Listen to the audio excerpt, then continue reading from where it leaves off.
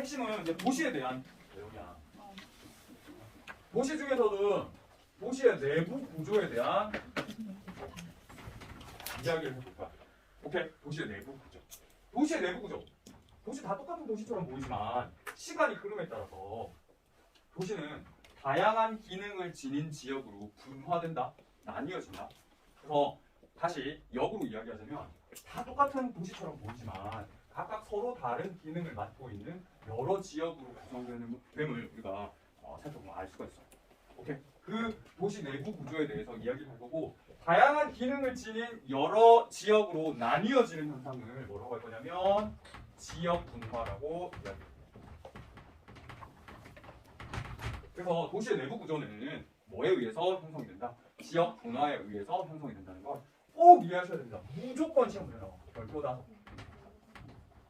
도시의 내부 구조를 살펴보기 앞서서 우선 도시화라는 개념에 대해서 알아보도록 하겠습니다. 도시화가 뭘까? 영어로는 urbanization. 도시가 되어가는 과정이야. 따라서 도시화란 도시의 수가 증가하고 도시 거주 인구 비율이 증가하고 도시적 생활 양식, 애매모호하죠? 도시적 생활 양식이 뭐냐면 촌락과 구분되는 도시적 생활 양식 2차, 3차 산업에 종사하는 사람의 비율이 증가하는 현상. 이걸 뭐라고 한다? 도시화라고. 다시 말해서 촌락에 살던 사람들이 도시로 이사를 가잖아. 이주를 하잖아. 이걸 이촌향도 현상이라고 하잖아. 이촌향도 현상이 나타나면 도시의 사람들이 증가해. 맞지? 도시에 그 늘어난 사람들은 전부 다 공장이나 서비스업을 종사해.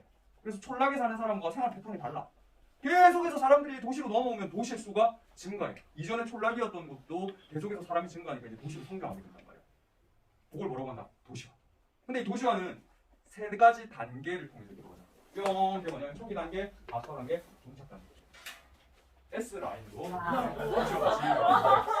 구분만 하면 돼. 구분만 하면 돼. 초기 단계 뭐니? 짠! Y축 그래프를 읽을 수 있어야 되는데 도시화율이라고 되어 있어. 도시화율은 아까 선생님 강조했었어. 도시에 거주하는 인구 비율 30%도 안 돼. 전부 다 나머지 70%는 어디 산다는 거야? 촌락에 사는 거야. 맞지? 그러면 대다수 사람들이 촌락에 거주하면서 1차 산업에 종사하는 시기 농업사회. 그러다가 어느 정도 산업화가 되기 시작하면서 촌락에 살던 사람들이 급격히 어디로 이동한다? 도시로 이동하는 거야. 그게 가속화 단계야. 그래서 도시화율, 도시에 거주하는 인구 비율이 급증하죠. 이게 가속화 단계의 핵심이고 이 가속화 단계에서 도시에 거주하는 인구가 급증하는 이유는 무슨 현상 때문이다? 이촌향도 현상 때문인 거야. 이해만 하면 돼. 이해만. 그러다가 종착 단계에 들어서면 이제 이사 갈 사람은 다 이사 갔어. 대부분이 어디에 사는 단계? 도시에 사는 단계를 종착 단계라고 합니다. 오케이! 종착 단계의 특징은 뭐냐면 이제 촌락과 도시 간의 인구 이동보다는 어디와 어디 간의 인구 이동이 많아져? 도시와 도시 간의 인구 이동이 많아져. 이유는 대부분 지역이 다 도시로 변했기 때문에 도시와 도시 간의 인구 이동이 많아지고 이거 다음에 설명을 할 텐데 이때 종착 단계에서는 주로 어떤 인구 흐름이 나타나냐면 도시 중에서도 엄청 규모가 큰 대도시가 존재하잖아요. 메트로폴리스. 이제 대도시가 제일 살기 좋죠. 여러분들도 대도시를 지향하잖아. 맞지? 네. 그러다 보니까 너도 나도 대도시를 원해. 아, 대도시에 가서 살 거야. 서울 넘어. 근데 너무 많은 사람들이 대도시로 가다 보니까 대도시가 감당할 수 있는 또는 수용할 수 있는 인구를 넘어서게 돼. 그럼 어떻게 되니? 경쟁이 치열해져. 이 경쟁이 치열하게 되면 대도시에 무슨 현상이 나타나냐? 과밀화 현상이 나타나. 과밀화 현상의 핵심은 뭘까요? 맞아. 집가가 올라가. 집값이 올라가. 그러면 선생님처럼 상대적으로 젊은이들, 독일인들은 너무 늘어난 집값을 감당하지 못해. 직장은 대도시에 있지만 집을 못 구하는 거야. 그럼 결국 어떻게 돼? 사람들이 대도시 밖으로 빠져나와. 할 수 없이 뭐 할 수밖에 없는 거야. 통근, 출퇴근을 할 수밖에 없는 거야. 알겠죠? 그럼 대도시에 거주하던 사람들이 울며 겨자 먹기로 밖으로 빠져나오잖아. 이런 현상을 뭐라고 하냐면 교외화 현상이에요. 교외화 현상이 나타나면 사람들은 어디로 이동한다? 대도시 주변의 도시들로 이동하는 거야. 또는 대도시 주변의 촌락들로 이동하게 되는 거지. 그럼 대도시 주변의 도시나 촌락은 대도시에서 빠져나오는 사람들을 수용하면서 어떻게 될까요? 성장하게 됩니다. 인구가 급증하게 돼. 오케이? 이 대도시 주변에 있는 도시들은 대도시에서 빠져나오는 교외화로 인해서 빠져나오는 사람들을 수용하면서 성장했잖아. 이런 도시를 뭐라고 하냐면 위성도시. 위치적인 개념이에요. 위치적인 개념이 뭐냐면 위성 세틀라이트 뭐니? 하나의 항성 주변을 일정한 궤도로 도는 별들을 행성이라고 하잖아. 아, 위성이라고 하잖아. 위성. 달이 지구의 위성인 거잖아. 그지? 그러니까 대도시 주변에 일정한 궤도를 지닌 채 주변에 분포한다고 이러한 도시들을 위성 도시라고 부르는 거지. 그러니까 봐봐. 대도시도 도시야. 위성 도시도 도시야. 사람들이 종착 단계에 이르면 대도시에서 위성 도시로 가. 도시에서 사람들이 도시로 주로 이동하지. 촌락에서 도시로 이동하거나 도시에서 촌락으로 이동하지. 알겠어. 그러다가 더 진전이 되면 이건 아마 물어보지 않을 거야. 더 진전이 되면 이제 사람들이 어디에서 어디로 이동하는 거야? 도시에 살다가 아이고 못 살겠다. 아이고 못 살겠다. 어떻게 하는 거야? 귀농을. 귀농을 하면 도시에 살던 사람들이 촌락으로 내려가는 거야. 촌락으로. 그러면 도시화율이 어떻게 될까요?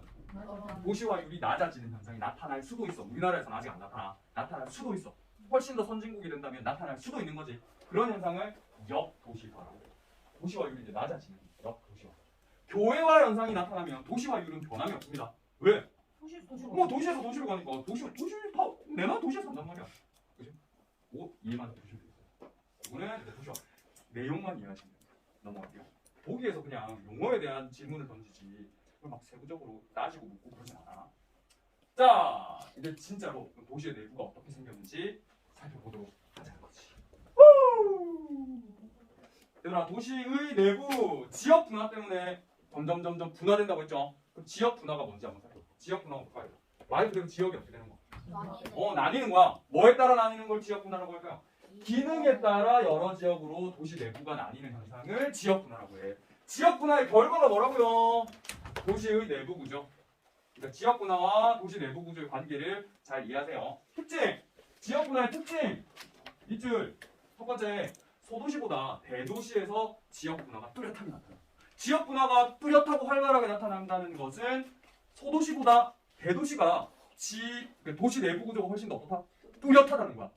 그러면 이거를 우리나라 도시 체계에 접목시켜보자. 우리나라에서 도시 내부 구조가 가장 뚜렷한 곳은 어딜까요? 서울.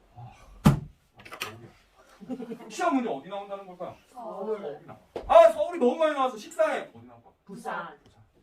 따라서 도시 내부 구조는요. 거의 대부분 서울과 부산이 시험 문제. 에이, 선생님 우리가 서울 내부를 어떻게 알아요? 모르죠. 하지만 서울의 지역 분화가 가장 뚜렷하게 나타나는 곳이기 때문에 물어볼 수밖에 없는 거죠. 감사합니다. 모든 지역을 다 기억할 필요는 없어요. 딱 시험에 나오는 지역이 정해져 있습니다. 더불어서 그 지역 분화의 결과가 아까 뭐라고 했다? 도시 내부 구조다. 방금 전에 우리 문제 풀 때 뭐 부도심 그런 용어 나왔잖아. 도심, 중간지역, 주변지역. 요거를 이제 도시 내부 구조로 꼭 지역 분화 살펴볼까요? 지역 분화. 왜 나타날까? 지역 분화 왜 나타나? 지역이 왜 나니까? 지역이 왜 나뉘게 되는 거야? 지역 분화. 지역 분화를 이해하기 전에 세 가지 개념을 알아야 돼. 첫 번째, 접근성. 얘들 접근성이 뭐니? 접근할 수 있는. 다른 지역에서 어느 한 지역으로 접근할 수 있는 정도. 얼마나 접근하기 쉽느냐? 물리적 또는 시간적 거리. 이걸 접근성이라고 합니다. 맞죠? 대부분 접근성이 큰 지역은 도시가 이렇게 동그랗게 생겼다고 하면 어디가 접근성이 커? 맞아요. 가운데가 접근성이 좋아요. 그러면 외곽은 어때요? 접근성이 상대적으로 낮아. 맞지? 이해되지? 그 다음에 지대야, 지대. 지대가 뭘까? 영어로는 뭘 번역한 게 지대냐면 렌트를 번역한 게 지대야, 지대. 리카르도라는 아저씨 혹시나 경제 쪽으로 관심 있는 친구들은 들어보셨을지 모르겠는데 지대가 뭐냐면 그 땅을 이용함으로써 얻을 수 있는 수익, 정해진 땅을 이용함으로써 얻을 수 있는 수익을 지대라고 하거든. 넌 지대로 지대. 근데 이 지대가 뭘 결정하냐면 우리가 흔히 이야기하는 땅의 경제적 가치, 지가를 결정해. 생각해봐. 그 땅을 이용함으로써 얻을 수 있는 수익이 어마무시해. 그러면 경제적 가치, 그 땅의 경제적 가치가 어떻게 되겠니? 어마무시하게 높아지겠죠. 그 땅의 경제적 가치가 지가이고요. 흔히 우리가 땅값 또는 임대료라고 표현하죠. 내가 소유주면 땅값이 지가인 거고, 내가 임차인이다. 그럼 임대료가 지가가 되는 거죠.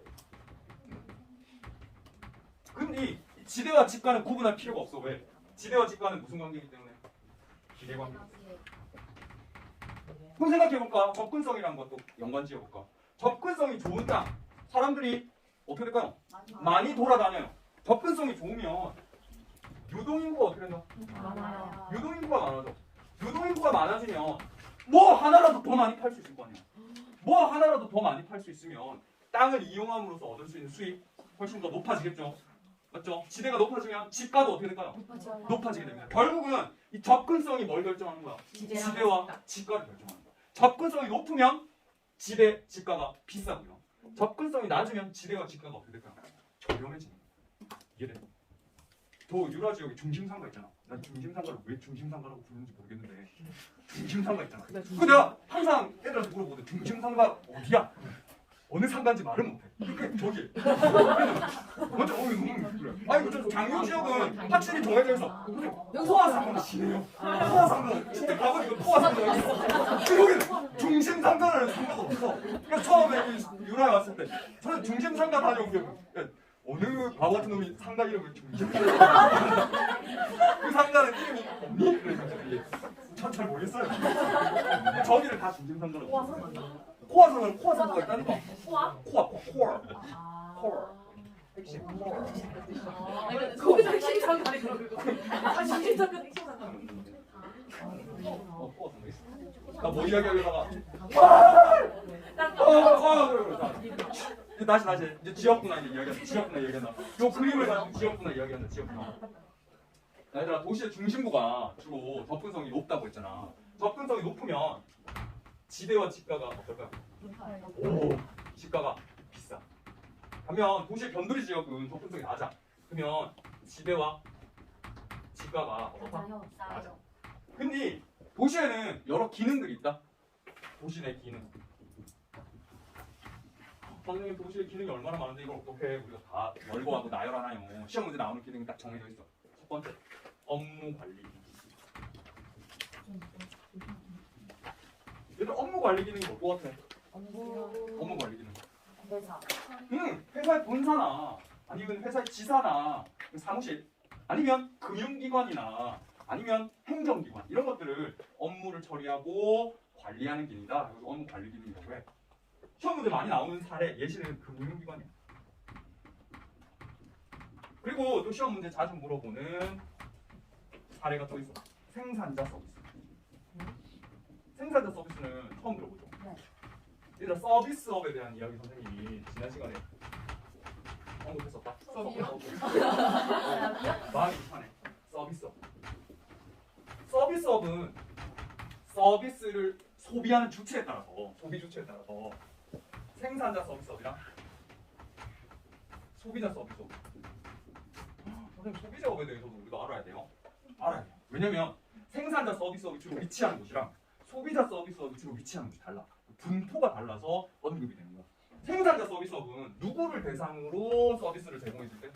생산자를 대상으로 서비스를 제공해 줄 때. 그럼 생산자는 뭐야? 물건을 생산하는 사람들. 기업이야. 소비자는 개인이야 개인. 쉽게 생각하면 생산자 서비스업은 회사나 기업이 서비스를 소비하는 주체고요. 소비자 서비스업, 개인 서비스업은요. 일반 개인들이 서비스를 소비하는 주체가 됩니다. 그럼 소비자 서비스업 어떤 것도 있을까요? 뭐 그냥 우리가 일반적으로 하는 거. 예. 주로 이용하는 거야. 음식 숙박. 그 다음에 이미용업. 이미용업, 뭐 네일샵이라든지 아니면 헤어샵 이런 게 다 우리가 일반적으로 그냥 소비하는 게 소비자 서비스, 개인 서비스업이야. 그럼 생산자, 기업이 주로 소비하는 서비스업은 뭘까요? 뭐냐면 우리가 교과서에는 대학교 교재에는 fire라고 해고 또는 불이 아니라 fire 뭐의 약자일까요? F. Finance, 오. insurance, 오. real estate, 부동산 이런 것들이 생산자, 기업이 주로 소비하는 서비스업이야. 근데 어려우니까 하나하나 열거를 해주자면 금융, 광고, 회계, 법률 이런 것들을 우리가 생산자 서비스업이라고 합니다. 근데 여기 의문들 보고 우리도 금융 이용하잖아요. 저축하는데 기업이 예금하고 그런 거랑 일반 개인이 돈 저축하고 이런 거랑 차원이 달라. 차원은 그냥 아이고 혹시 모르니까 저축해놔야지 하는 게 120조야. 조요? 120조. 한동은 그지. 그다음에 보험. 우리 보험 들잖아. 네. 개인 잔챙이들 보험 들잖아. 하지만 기업들이 보험 드는 규모가 어마무시해. 무슨 보험이야? 생명보험 이런 거, 화재보험 다 가입되어 있어. 너네 음식점에 가더라도 음식점이 전부 다 화재보험, 생명보험 다 가입되어 있는 거야. 그래서 식중독 걸렸다. 우리한테 보상해 주잖아. 전부 다 보험 청구받아서 한 거야. 야구장 갔어. 야구장에서 빵 쳤어. 쳐가지고 공을 맞아서 피가라. 구단에서 보상해 주잖아. 구단이 진짜 죄송합니다. 관심 쓰셔야 되는 게 아니라 보험에 가입돼 있어. 주는 거야. 그렇죠? 건물이 홀랑 불탔어. 아이고 어떻게 하지? 조상 완전 망했다. 아니야 보험회사가 다 보상해줘. 배가 가다가 침몰했어. 아이고 저 없잖아. 다 보험회사가 다 해주죠. 실손 처리해줘. 그러니까 기업들이 보험 훨씬 더 많이 가입돼 있고요. 광고 당연하죠. 회계. 얘들아 회계. 넌 회계학과 갈 수 있는 거 네. 회계 뭐니? 돈의 흐름을 투명하게 정리해주는 게 회계잖아. 네. 옛날에는 기업 내부에 회계사가 있었어. 근데 기업이 몸집을 줄이고 내가 잘하는 거에만 집중하겠다 해가지고 다 이런 것들은 아웃소싱을 줘. 외부 업체에 이렇게 파생해가지고 던져준단 말이야. 그 외부의 서비스를 제공받았다는 거야. 법률도 옛날에 삼성의 자문 변호사랑 그 변호사 팀이 다 있었어. 물론 지금도 있겠지만 뭐 소송에 휘말린다. 송사에 휘말리면 법률적인 검토는 회사 내부에서 하지만 실제로 그런 소송을 진행하는 건 외부에 아웃소싱 해가지고 뭐 김앤장이나 이렇게 해가지고 진행을 한단 말이야. 그렇죠? 다 기업들도 서비스를 제공받고 있습니다. 그래서 단위가 다르기 때문에 이런 것들을 뭐라고 한다? 생산자 서비스. 그러면 기업을 대상으로 서비스를 제공해주잖아. 그러면 어디에 위치하는 게 제일 효율적이고 순간적이야? 기업 옆에. 맞아, 기업 옆에. 그 기업은 어디 있는데? 대도시. 대도시 내부에서는 어디에? 기업을 운영하기에 제일 효율적인 곳은 어디냐? 가운데. 접근성이 좋은 곳이야. 그래서 생산자 서비스업도 이 금융기관 옆이나 회사 옆에 있으려고 합니다. 알겠죠? 업무 관리 기능에 속해요. 또 하나. 고급 서비스. 고급 서비스업 어떤 것도 있을까? 고급이요? 백화점. 고급 식당. 고급 고차 중심 기능이라고 생각해요. 여기 이제 통칭해가지고 그냥 업무 관리 기능 또는 상업 서비스.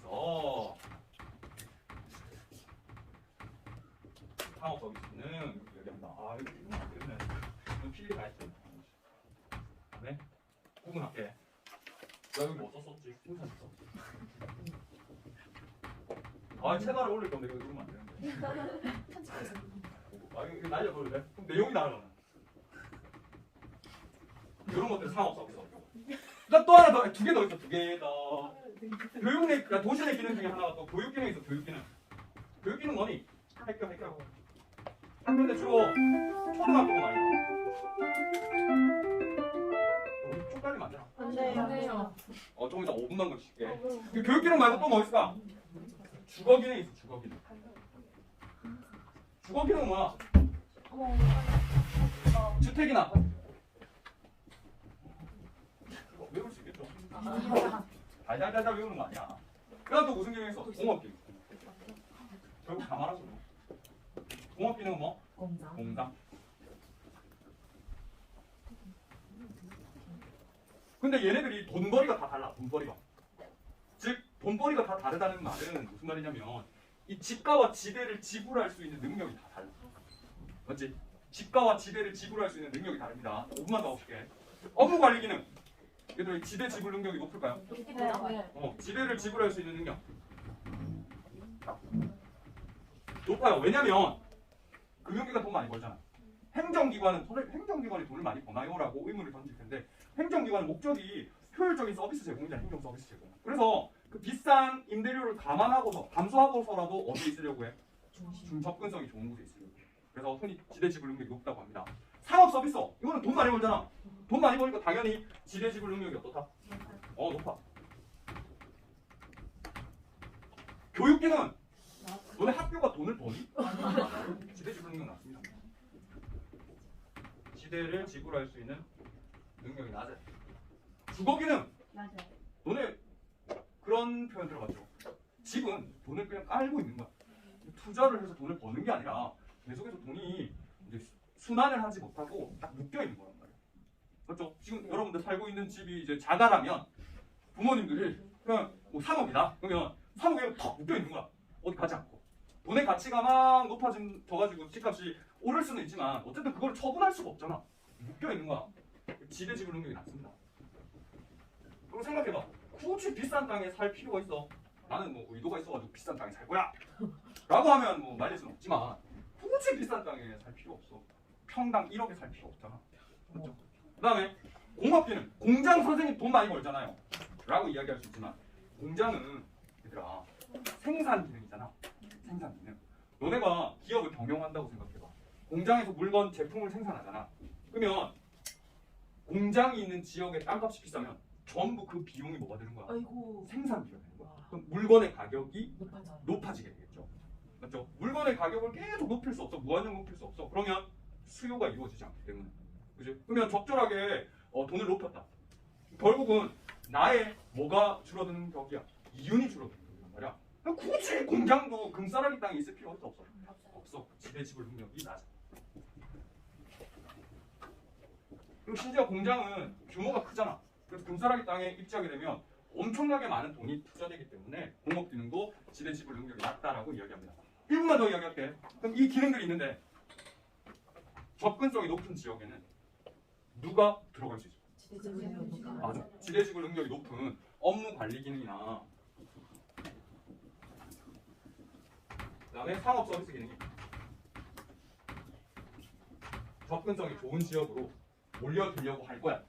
맞죠? 주변에 있었다. 만약 주변에 있었다 할지라도 돈을 벌기 위해서 계속해서 접근성이 높은 지역으로 들어오려고 할 거고요. 반대로 교육 기능이나 주거 기능이나 공업 기능은 지배지불 능력이 낮아. 설사 접근성이 좋은 지역에 있었다 할지라도 얘네들은 어떻게 할 거야? 계속 밖으로 벗어나려고 그래. 이거 돈이 너무 비싼데 난 돈을 지불할 능력이 없는데 이러면서 빠져나오려고 한단 말이야. 빠져나오는 기능이 뭐라고요? 주거나 교육이나 공업 기능. 그렇지? 그러면 도시가 점점 성장하면 성장할수록 지역마다 접근성 차이가 크게 벌어지거든. 크게 벌어지면 접근성이 좋은 지역은 업무 관리 기능이나 상업 서비스 기능이 더욱 집중하려고 할 것이고요. 주거나 교육이나 공업 기능과 같이 지배지불 능력이 낮은 기능들은 계속해서 빠져나오려고 할 거야. 그럼 이러한 현상들이 반복된다고 생각해봐. 도시의 중심부, 접근성이 좋은 지역에서는 좋은 지역은 누구만 살아남게 돼? 업무 관리나 상업 서비스 기능만 살아남게 되고요. 주거, 교육, 공업 기능은 전부 다 어디로 쫓겨난다고요? 주변으로 쫓겨난단 말이야. 그래서 마치 계란 후라이처럼 노른자에는 업무 관리나 상업 서비스 기능만 존재하게 되고 흰자에는 뭐만 존재하게 된다? 주거, 교육, 공업 기능만 존재하게 된다. 이렇게 분리되는 현상, 기능에 따라서 분리되는 현상, 분화되는 현상을 뭐라고 부른다고? 지역 분화. 그럼 이 노른자랑 흰자는 서로 다른 이름으로 불리게 되겠죠. 그 지역 분화의 결과가 뭐다? 도시 내부. 이렇게 이해를 하시면 되겠습니다. 오케이? 이어서 해볼게. 자, 이 지배지불 능력이 큰 업무 관리나 상업 서비스 기능들이 이렇게 접근성이 좋은 지역으로 모여드는 과정을 뭐라고 할까? 모여드는 현상. 이걸 집심 현상이라고. 집신이요? 집자가 뭐니? 모을 집자죠. 중심, 도심으로 모이는 현상이다. 그 다음에 이렇게 주거나 교육이나 공업이나 돈 많이 못 버는 기능들이 접근성이 좋은 지역에서 좋지 않은 지역으로 벗어나는 현상은 뭐라고 할까요? 이심 현상이라고. 중심에서 이동해서 벗어나다. 이심 현상. 결국은 지역 분화는 무슨 현상과 무슨 현상으로 설명할 수 있다? 집심 현상과 이심 현상으로 설명할 수 있는 거지. 바꿔 말하면 집심 현상과 이심 현상에 의해서 지역 분화가 나타나게 되고 도시 내부 구조가 형성이 된다. 이렇게 정리할 수 있는 거지. 이래니? 여기까지 선생님이 설명했어. 지역 분화 과정까지. 이제 핵심이다. 안고. 이제 안고다 이제. 도시 내부 구조를 살펴볼 거야. 그 도시 내부 구조는 어떻게 이루어져 있느냐. 17페이지 보면서 이야기할게. 이게 도시 내부 구조를 설명한 모델이거든요. 동심원 모델이라고 이야기하는데 도시 내부는 학자들이 분석을 해보니까 어떻게 생겼더라? 동심원처럼 생겼더라. 맞죠? 대부분 이제 도시가 이렇게 둥글게 생겼으니까 뿅 이런 거 생각하면 제일 가운데 뭐가 있어? 노른자. 얘가 도심이라고 불러. 도심을 에워싸고 있는 지역이 뭘까? 중간 지역이야. 중간에 딱 끼었다. 그다음 도시 제일 외곽에는 뭐 있을까요? 주변 지역. 오케이. 그러면 도심과 중간과 주변 지역 중에 핵심 두 지역은 어딜까요? 선생님 다른 생각을 했잖아. 도심이랑 주변이야. 그래서 가장 선생님이 강조하는 건 이 도심 지역이랑 주변 지역을 비교할 수 있어야 돼. 알겠지? 비교할 수 있어야 돼. 도심의 특징과 주변 지역의 특징을 비교할 수 있어야 돼. 이게 첫 번째고. 그 다음에 시간이 지나면 지날수록 이제 도시가 계속 성장하잖아. 사람들이 도시 내부로 계속 몰려올 거거든. 이쪽 장소에서. 그렇게 되면 도시가 점점 분화하게 됩니다. 분화하게 되는 과정에서 교통망이 막 발전하게 돼. 이게 순환하는 노선도 생기고 막 분화해. 교통망이 막 생긴단 말이야. 그러다 보면 교통망이 교차하는 지점이 곳곳에 형성이 되는데 교차하는 지점도 엄청나게 많이 교차하는 곳과 적게 교차하는 곳이 생기잖아. 이 교차하는 지점이 결국은 뭐가 되냐면 지하철 환승역이 돼. 그렇죠? 그런 지역은 다른 지역보다 다시 말해 교통망이 교차하지 않는 지역보다 훨씬 더 뭐가 좋아지겠어? 시간의 변화에 따라서 접근성이 좋아집니다. 그러면 원래 중간이나 주변 지역에 있었다 할지라도 이렇게 교통망이 교차하다 보면 접근성이 좋아지게 되겠죠. 접근성이 좋아지게 되면 비례해가지고 뭐가 향상이 된다. 지대와 지가가 향상이 되고 증가하게 된단 말이에요. 지대와 지가가 증가하게 되면 결국 이렇게 교통망이 교차하는 지역을 중심으로 또 뭐가 발생할 수 있어? 지역 분화가 일어날 수 있어. 맞죠? 지대와 지가가 비싸지니까 결국 이 교통망이 교차하는 지점으로 뭐가 몰려든다? 상업 기능이나 서비스 기능이 몰려온다. 그러면 또 다른 도심 이외에 또 다른 중심지가 교통망이 교차하는 곳에 곳곳에 이렇게 성장할 수가 있거든. 이걸 뭐라고 하냐면 부도심이라고. 서브의 개념이라고 생각해. 도심을 보충하는 메인 보컬과 서브 보컬의 관계인 거지. 메인 보컬은 도심이 뭐야? 도시 내부에서. 서브 보컬은 뭐야? 부도심인 거야. 오케이? 부도심까지 이렇게 만들어집니다. 그리고 마지막으로 도시를 계속해서 놔뒀다.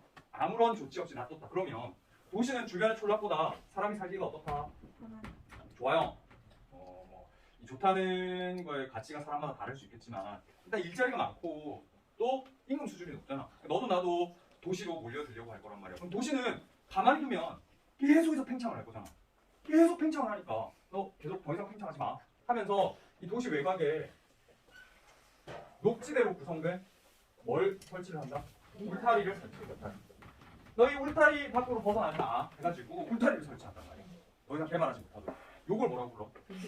개발 제한 구역이라고 부르고, 개발 제한 구역은 요 내부에서는 개발이 제한되거든요. 건물의 신축, 증축 이런 게 엄격하게 금지됩니다. 그럼 결국은 뭘로 계속 남게 되겠어? 녹지로 계속 남게 되잖아.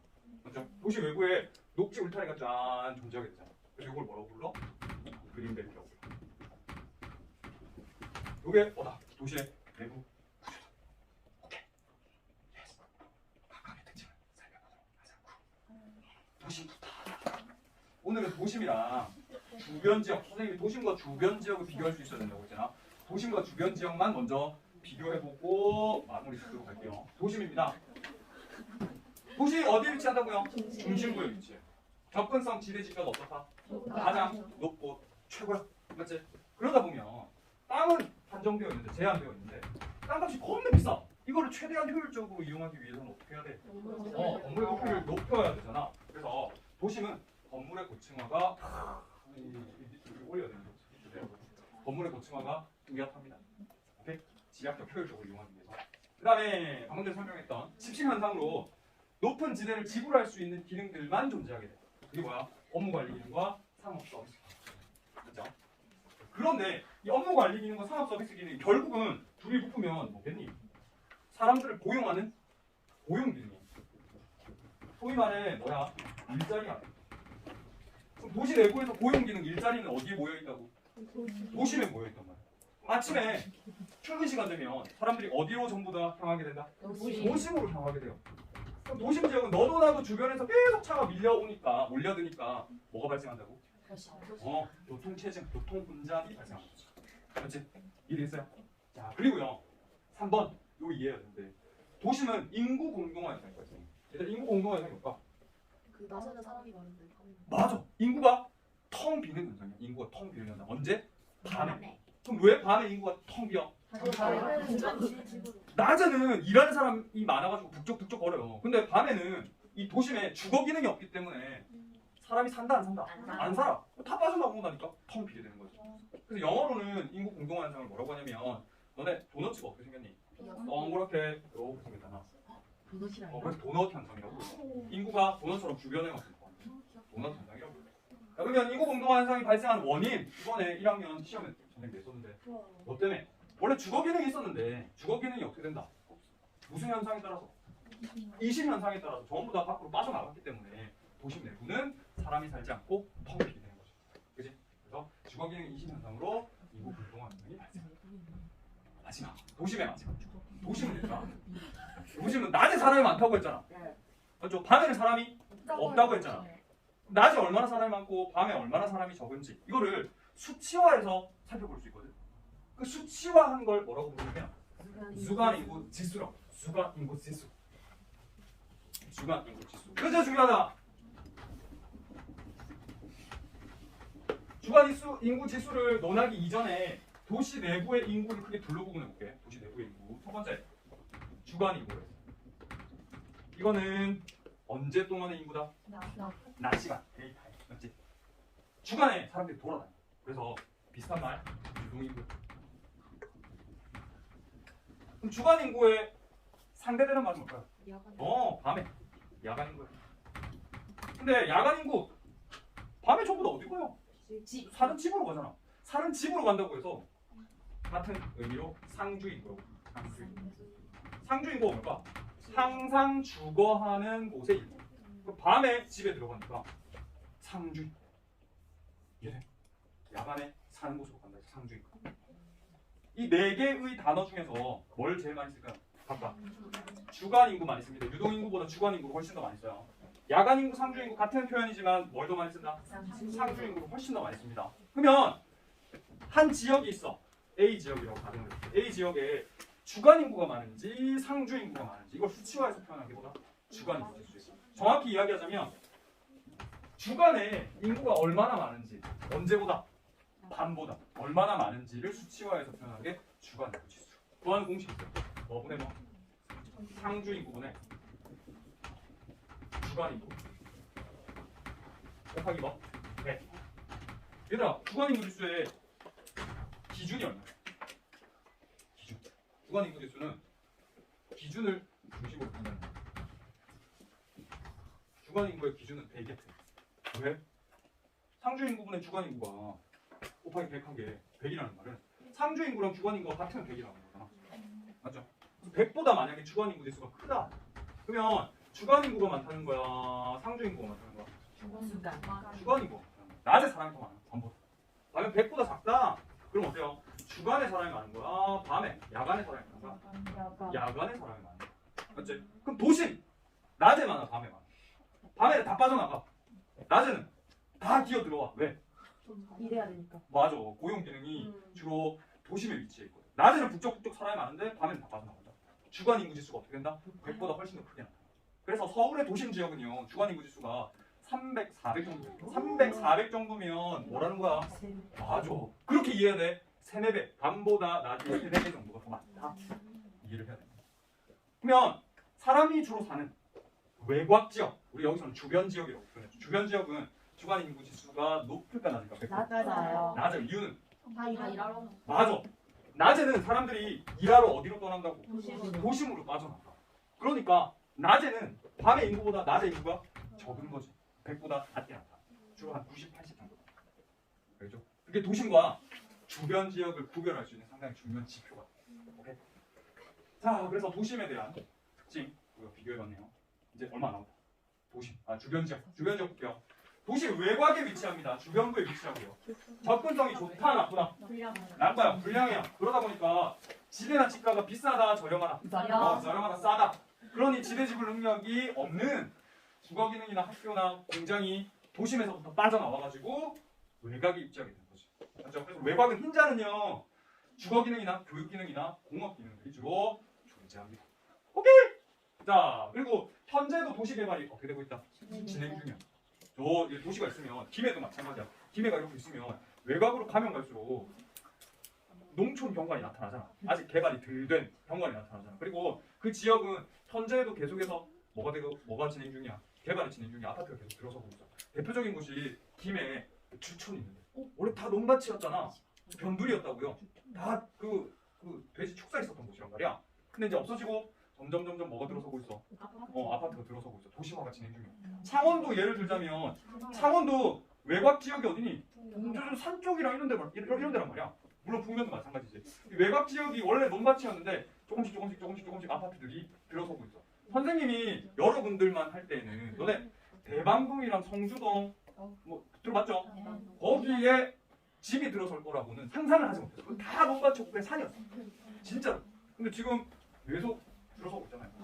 그게 그러한 지역이 이제 주변 지역이라고 생각하시면 되겠습니다. 오케이? 자, 문제 풀어볼 겁니다. 5분 딱. 자, 서울의 내부 구조입니다. 너무 많이 힘들어하는데 이거 외워야 돼. 외워요. 아, 도시 내부 구조는 서울에 나온다니까. 안 돼. 선생님이 도심과 주변 지역만 한번 딱 비교를 해볼게. 어떤 식으로 질문을 던지는지. 이제 서울 내부거든요.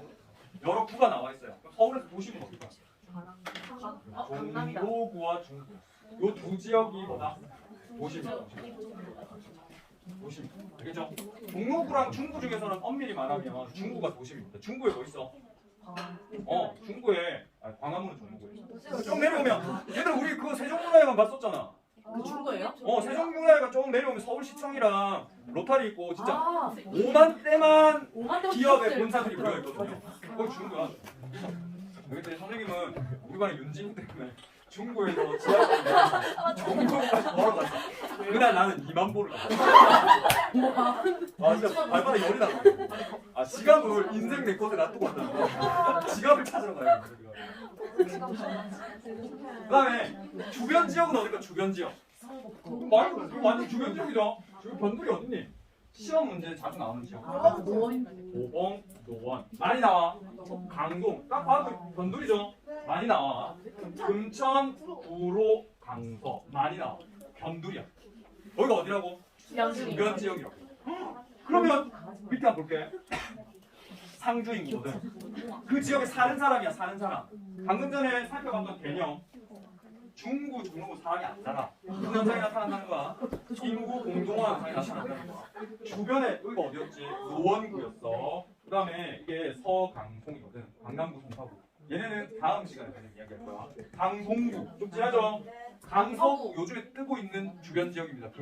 계속 개발되고 있어. 여기 뭐 있냐면 김포공항이 있는데 시끄러워가지고 개발이 안 되다가 이제 살 데가 없어가지고 강서구 개발되고 있어. 시커멓죠? 주변 지역 시커멓다고. 왜 시커매? 여기 사람들이 빠져나와가지고 확연히 눈에 보이죠? 가운데 부분은 연합니다. 색깔. 접근성이 좋으니까 이거 아파트 만드는 것보다 뭐 만드는 게 훨씬 돈이 되는 거야. 머리 스팸? 아니. 건물 빌딩 짓는 게 훨씬 돈 많이 되는 거야. 다 빠져나와. 이래가. 자, 맞아. 오늘 어떻게 시험 문제 나와요? 어떻게 나온다고요? 2022년 수능이요. 얘들아 2022년 올해 나온 거야. 올해 주는 문제였어. 마지막 문제 진짜 여기까지 왔대. 다 착하잖아. 자, 얘들아 서울의 구별 특징이야. 특성이야. A에 대한 B의 상대적 특성에 대해 발표해볼까요? X 중에 초등학교 학생 수가 나와. 초등학교 학생 수가 볼까요? 교육 기능에 대해서 물어볼 때는 항상 초등학교만 나와. 중학교, 고등학교 안 나와. 왜냐면 초등학교는 그 동네에 있잖아. 맞지? 아니 중학교도 물론 좀 동네에 있긴 한데 이게 중학생 정도 되면 버스 타고 이 행정구역을 넘어서 가는 친구들도 있거든요. 그래서 나는 강남에 살지만 강북에 가는 애들도 있단 말이야. 이거 고등학교로 안 나오고요. 초등학교로 나옵니다. 동네로 가요. 초등학교 교육기능 사업체수. 원래는 이렇게 나이브하게 사업체수라고 안 나오고 금융기관수 이런 식으로 딱 지정해서 나오는데 무슨 생각인지 그냥 사업체수. 이게 제조업체일 수도 있고 맞지? 그 업무 상점일 수도 있고 좀 애매모호하지만 어쨌든 사업체수가 나와 있습니다. 사업체수. A에 대한 B의 상대적 특징. 상대적 특징을 물어볼 때는 항상 뭐와 뭐를 비교한다? 뭐와 뭐를 비교할까? 도심과 주변 지역. 여기서 이제 사업체수는 그냥 상점이나 기업체 이런 걸로 생각을 하시면 돼요. 상점, 기업, 업무 관리 기능, 업무 관리. 그다음 또 뭐? 상업, 서비스 이런 기능이라고 생각을 해주세요. 그럼 사업 재수가 많다. 쓰셨어요. 상업이라고 그러죠.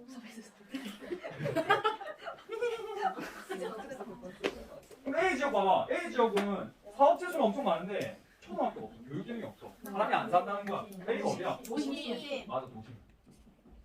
그 다음에 B는 사업체는 거의 없고 사람만 살아. 교육만 해. 주변. 어느 주변. 그럼 A에 대한 B의 상대적 특징이라고 그러잖아. 주변 지역의 특징. 주간 인구 지수가 높아. 맞아요. 맞죠? 주변 지역. 주거 기능이 우세해. 맞아요. 모르면 죽어. 와. 중심 업무 기능이 우세해요. 아니에요. 현재 중심이 상업 용지의 평균 지가가 높아. 어디가 땅값이 비싸겠니? 도시. 금융 및 보험업. 생산자 서비스 어디에 있다고? 도심에. 도심에. 주문. 답은 어떤 맥락인지 이해되죠? 네.